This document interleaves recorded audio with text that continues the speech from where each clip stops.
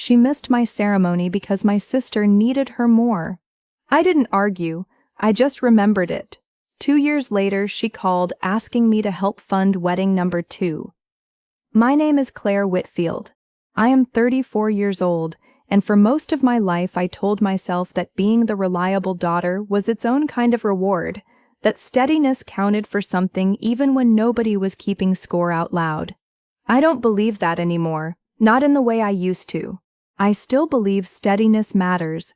I just no longer believe it earns you anything from people who have already decided, long before you were old enough to argue about it, which daughter gets the benefit of the doubt and which one gets asked to understand.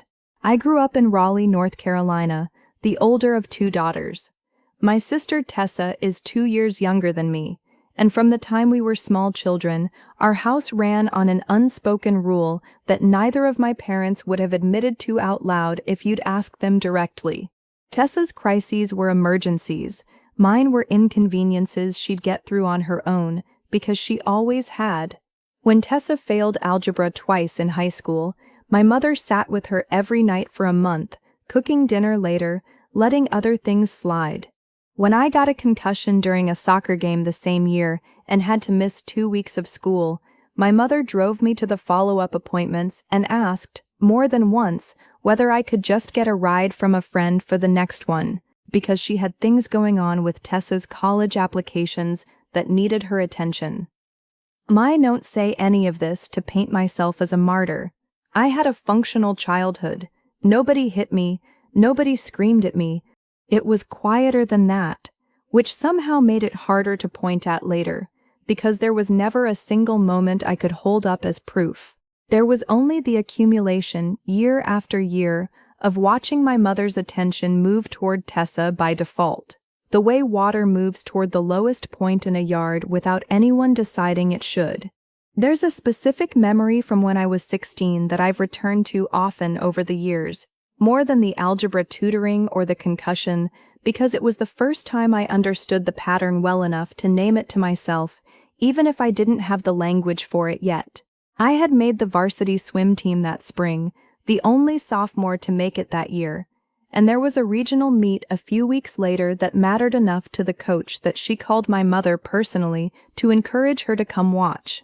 The same week, Tessa, then 14, had a falling out with a group of friends that left her crying in her room for several nights running, the kind of teenage social crisis that feels enormous in the moment and fades within a month. My mother spent that week sitting on the edge of Tessa's bed most nights, and she missed my meet, not because of a scheduling conflict, but because she said Tessa needed her more that week, and she trusted I would understand that swimming would still be there next season. I came in third in my event.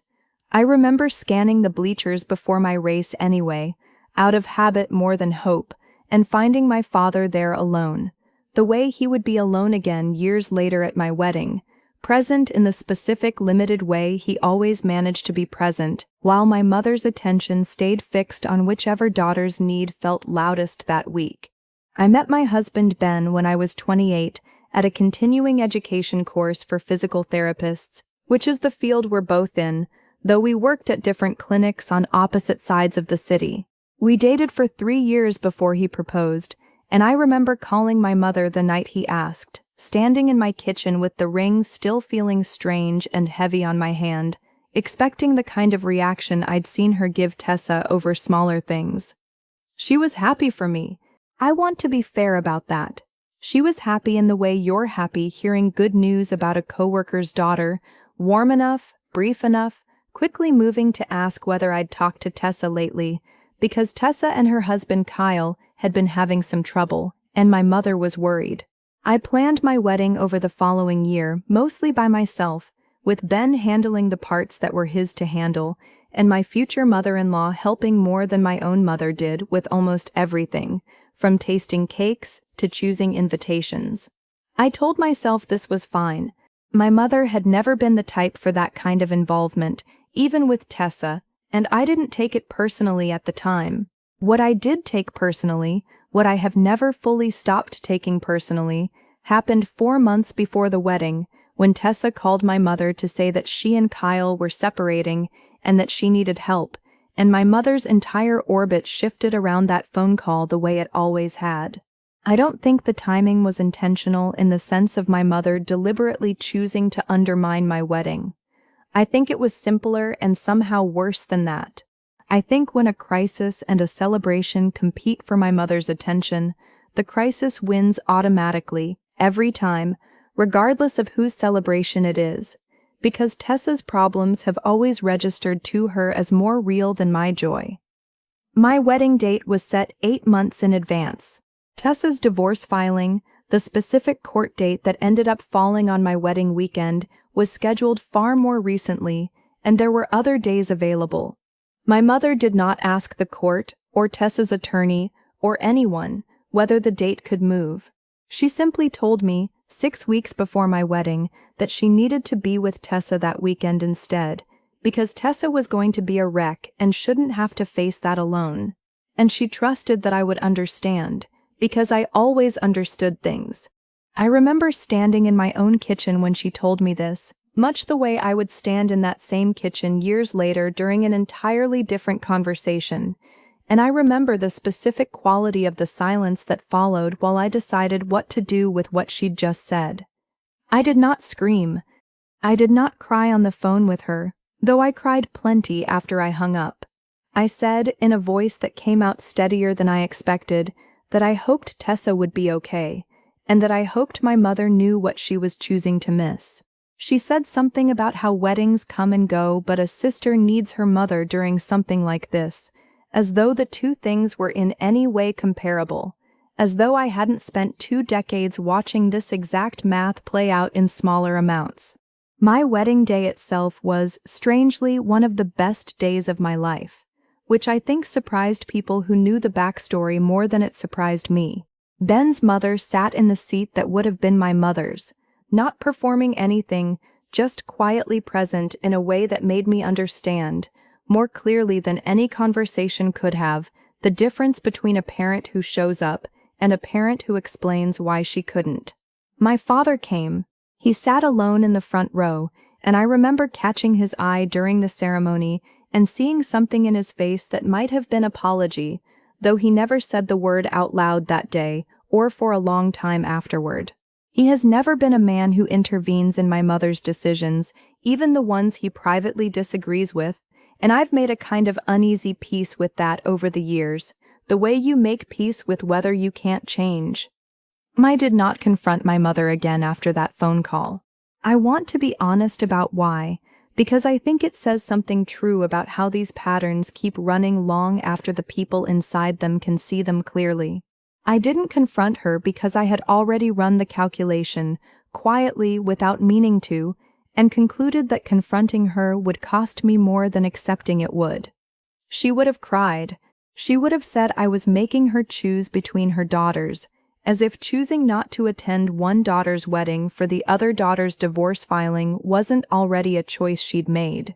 My father would have gone quiet in the specific way he goes quiet when conflict enters a room, and I would have ended up comforting everyone else's discomfort about a decision that had cost me something real. So I did what I had always done. I absorbed it, filed it away, and went on being the reliable one, because reliability was the only currency I'd ever been taught I had. For the next 2 years, my relationship with my mother continued in the shape it had always taken, warm on the surface, thin underneath. We spoke on the phone most Sundays. She asked about my job, about Ben, about the house we'd bought the year after the wedding. She never brought up that weekend again, and neither did I, though it sat between us in every conversation the way a piece of furniture sits in a room you've stopped noticing but would still bump into in the dark. There was one moment during that stretch, about a year after the wedding, when Ben and I found out we were expecting our first child, and I remember bracing myself almost involuntarily for how my mother would receive the news, watching to see whether this would finally be the kind of milestone that pulled her fully toward me the way Tessa's crises always did. She was warm about it, genuinely so, and for a few months I let myself believe something had shifted permanently. Then, at 19 weeks, we lost the pregnancy, and I called my mother from the hospital parking lot, shaking the same way I imagine I would have shaken calling her from anywhere serious enough to need her. She was kind on the phone that day, and she did come to see me 2 days later, which I want to be fair about, because it would be dishonest to say she never showed up for me at all.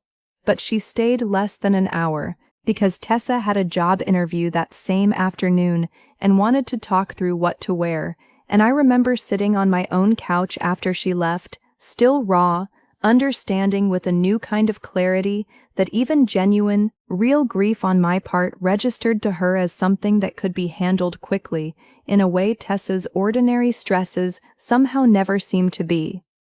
Tessa's divorce from Kyle finalized about 8 months after it began, and my mother spent much of that year deeply involved in helping her through it, driving over on weeknights, taking her to dinner, the kind of steady presence I had watched her withhold from me without ever once naming what that withholding had cost. Tessa met Grant about a year after her divorce was final, at a work conference, and the relationship moved quickly in the way second relationships sometimes do, when someone is eager to prove to themselves that the first one wasn't a verdict on their entire life. They got engaged within 8 months. I found out about the engagement the same way I found out about most things involving Tessa by that point, through a phone call from my mother, who described the ring in detail before she mentioned that Tessa was thinking of a wedding sometime in the fall. I want to be honest that I felt genuinely happy for Tessa in that moment, or at least I felt the version of happy that isn't complicated by anything else, before the rest of it started. I like Grant, the times I've met him. He seems steady in a way Kyle never was. I told my mother that was wonderful news, and I meant it, and for a while that was the whole conversation, nothing more complicated underneath it than one sister being glad for another. The call that changed things came almost exactly 2 years after my own wedding, on a Tuesday evening while Ben and I were doing dishes after dinner.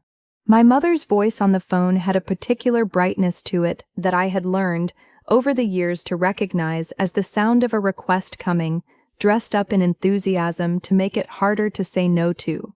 She talked for a few minutes about the venue Tessa and Grant were considering, a restored barn about 40 minutes outside the city. Beautiful, she said, but not cheap, and Tessa and Grant were still getting back on their feet financially after the divorce, between the legal fees and Kyle keeping more of the shared savings than he probably should have in the settlement. Then she asked, in the same bright voice, whether Ben and I might be able to help out with some of the cost, maybe the flowers, maybe part of the catering, whatever we felt comfortable with, because family helps family, and she knew how much Tessa would appreciate having her sister be part of making the day special. I stood in my kitchen holding a dish towel and felt something click into place that had been loose for 2 years. Maybe longer than that if I'm honest with myself. I did not answer right away. I asked my mother, as calmly as I could manage, whether she remembered the weekend of my own wedding. She paused, and I could hear her recalibrating, the way people do when they realize a conversation has shifted underneath them without warning. She said of course she remembered it, and that it had been a hard decision, and that she still felt terrible about missing it, though I noticed she had never actually said any of that to me in the 2 years since it happened, not until this exact moment when saying it served a purpose. I told her, still calm, that I appreciated her saying that, and that I wanted to ask her something honestly. I asked whether she thought it was reasonable to expect me to help fund a wedding for the same event that had taken her away from mine. I wasn't trying to be cruel when I said it. I was genuinely asking because some small part of me still wanted to believe there was a version of this conversation where she would hear the question and understand, without my having to spell out every piece of it, why the request landed the way it did. She didn't hear it that way.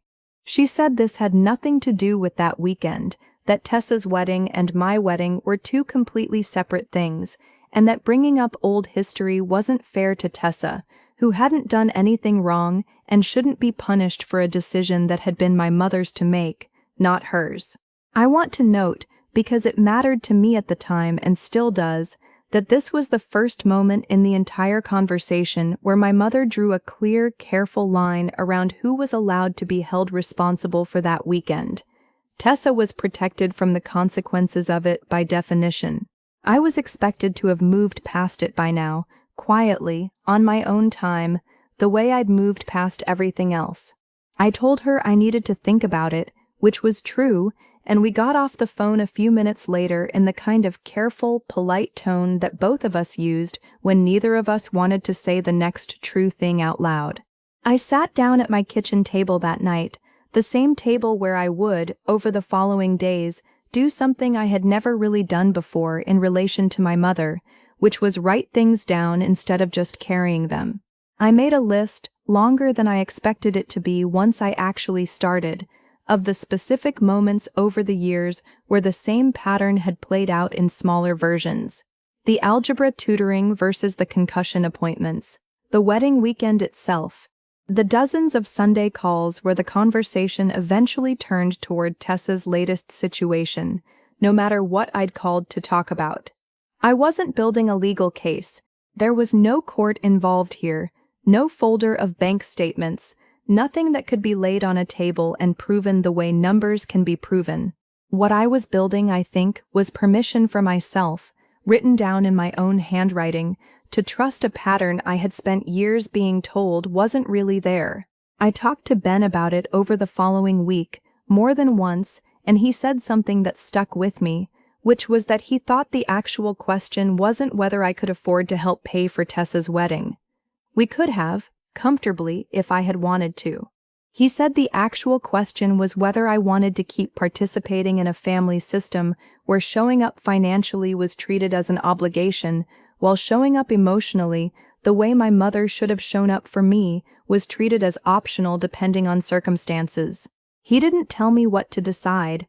He just helped me see the actual shape of the decision more clearly than I had been able to see it on my own. I called my mother back the following Sunday, at the usual time we spoke, and I told her my answer before she could steer the conversation somewhere else. I said I loved Tessa, and I wished her and Grant a beautiful wedding, and that I would be there, in person, gladly, as a guest. I said I would not be contributing financially to the wedding, and that this wasn't about the money itself, it was about what the money would represent if I gave it. I told her that 2 years ago, she had chosen to give Tessa her presence during a hard moment and give me an absence during a joyful one, and that I had accepted that decision quietly at the time because I didn't think I had another option that wouldn't cost me even more. I told her that asking me now to help fund a celebration for the same situation felt like being asked to pay, literally, for the thing that had cost me something I could never get back, and that I wasn't willing to do that anymore.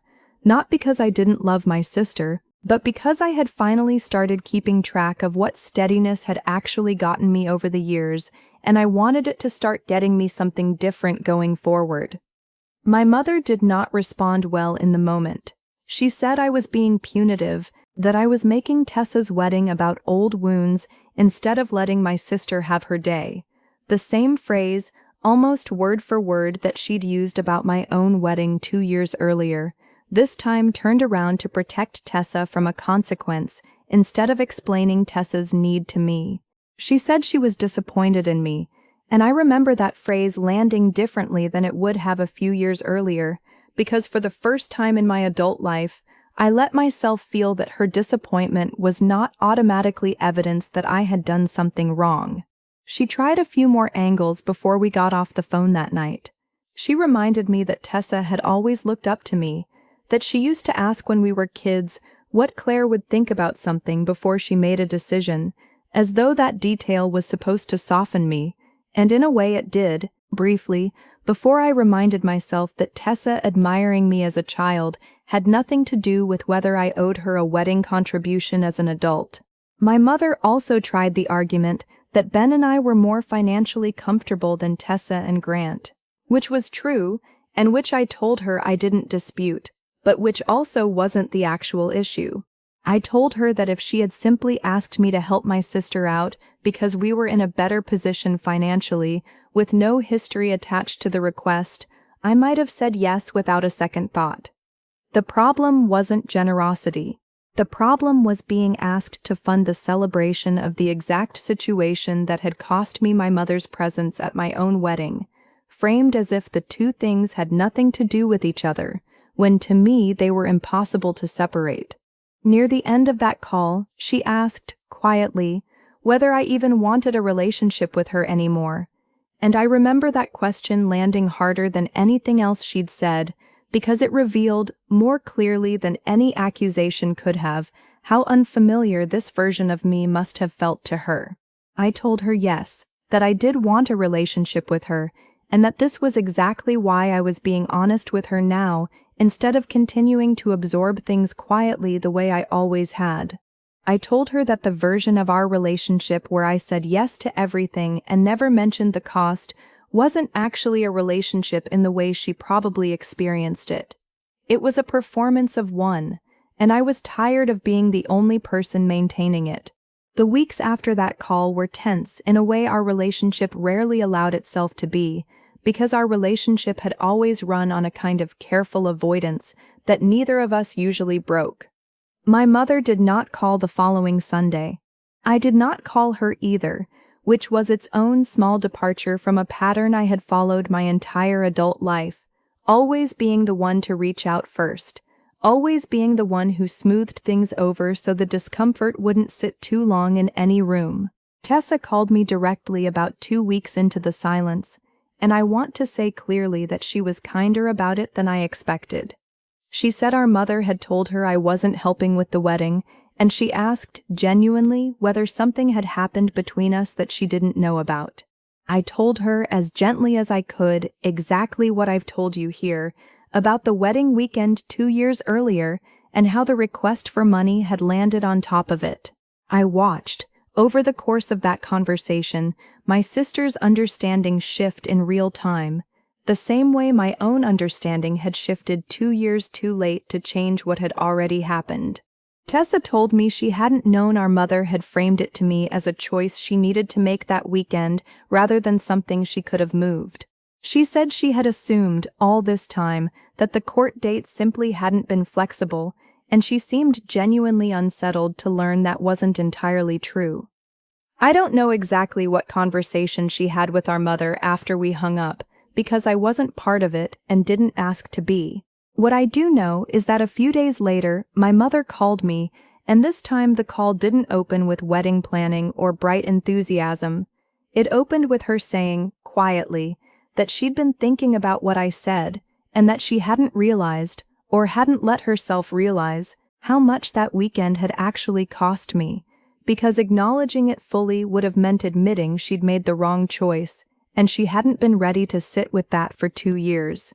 I don't want to make this sound like a clean resolution, because it wasn't and isn't even now. My mother apologized on that call, and I believe the apology was real. But an apology 2 years and 1 refused wedding contribution later is not the same thing as an apology that would have meant something the weekend it actually happened. I told her I appreciated her saying it, and that I still wasn't going to change my mind about contributing financially to Tessa's wedding, because the boundary wasn't really about punishing anyone at that point. It was about establishing for the first time in my life that my presence and my resources weren't automatically available on the same terms they'd always been available before. Tessa's wedding happened that fall, at the barn venue they'd originally talked about, though I later learned they'd scaled it down somewhat from the original plan, paid for mostly by Tessa and Grant themselves with some help from Grant's parents. I went as a guest, sat with Ben in a row that had nothing to do with who had paid for what, and watched my sister get married to a man who seemed, by every measure I could see that day, genuinely good for her. I felt something during that ceremony that surprised me, which was uncomplicated happiness, no resentment sitting underneath it the way I might have expected a year earlier. I think refusing to fund the wedding had done something I hadn't fully anticipated when I made the decision. It let me actually attend as myself, instead of attending as the reliable daughter quietly keeping score in the back of her mind the whole time. My relationship with my mother is different now than it was before that phone call, though I'd stop short of calling it fully repaired. We talk less often than we used to, maybe twice a month instead of every Sunday, and the conversations are more honest in a way that occasionally makes them harder rather than easier. She has, a handful of times since then, brought up small things from years past that she says she's been reconsidering, moments I'd nearly forgotten because I'd learned so thoroughly not to expect them to ever be acknowledged. I don't think she'll ever fully understand the specific weight of that wedding weekend the way I carried it, because she wasn't the one standing at the altar with an empty seat where her presence should have been. I've stopped needing her to understand it completely. I've settled instead for her understanding it enough to stop asking me to help pay for the consequences of it. My father and I have talked about that weekend exactly once since it happened, months after the phone call with my mother, sitting on his back porch on an evening when my mother was out. He told me he had wanted to say something to her at the time, had almost said something more than once, and hadn't, because he'd told himself it wasn't his place to get between his wife and her decisions about her daughters. I told him I understood why he hadn't, and that I did, in some complicated way, understand it, even though understanding it didn't make the empty seat any less empty on the day itself. He didn't offer an excuse after that. He just sat with me for a while in silence that felt, for the first time in a long time, like an honest kind of quiet instead of an avoidant one. My name is Klagervheim, Milaf Ambedowitz. Since then, I've noticed small changes in the way my mother approaches me that I don't think she's fully aware of herself. When our second child was born last spring, she asked, before making any plans, whether it would be helpful for her to come stay with us for a week to help, rather than simply announcing when she'd be arriving the way she used to with Tessa's plans in the past.